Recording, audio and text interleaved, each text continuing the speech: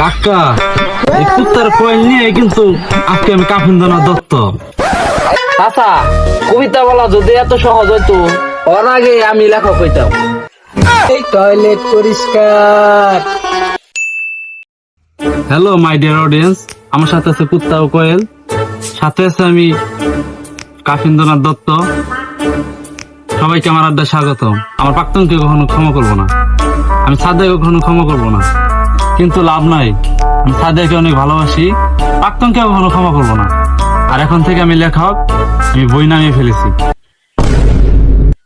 গুরু, আপনার তো কবি কবি লাগে না।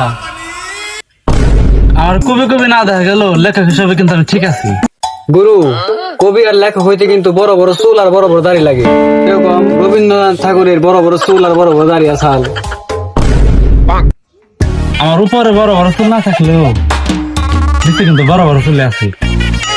আপনি খালি তলমুখী দেন কে? সামনে সামনে লুচ্চা কথা কন। ভিউ পাওয়ার জন্য। হাসতে এই ভর দুপুরে কয়লার কুত্তে নেই কি করো? আর উৎপাদন কি একই বাইরে গেছে? কাকা এই কুত্তার কয়েল নিয়ে কিন্তু আজকে আমি কাফিনদানা দত্ত। হাসতে তুমি কি কবি হয়ে গেল না? কাকা তাহলে আমার দেখে কি মনে হয় আপনি? এই টয়লেট পরিষ্কার।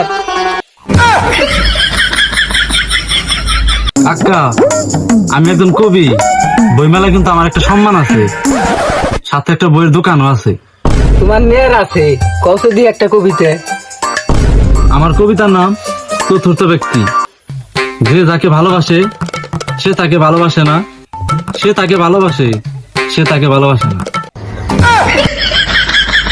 হ্যাঁ, তোমার এই কবিতা শোনার পরে হিরো আলমের প্রতি আমার কোনো রাগ নাই। তাহলে চাচা আর একটু মজার কবিতা শোনাই। হাসতে প্রথমটাই তো খারাপ হলো, দ্বিতীয়টা একটু ভালো করার চেষ্টা করি। দাদা একটু খারাপ হলো কানে, ভালো হলো কোনটুকু? আচ্ছা, কবিতা বলা যদি এত সহজ হইতো ওর আগে আমি লেখক হইতাম। যাই হোক, আমরা দ্বিতীয় কবিতাটি শুরু করি। আমার কবিতার নাম দিও আমায় ডাক।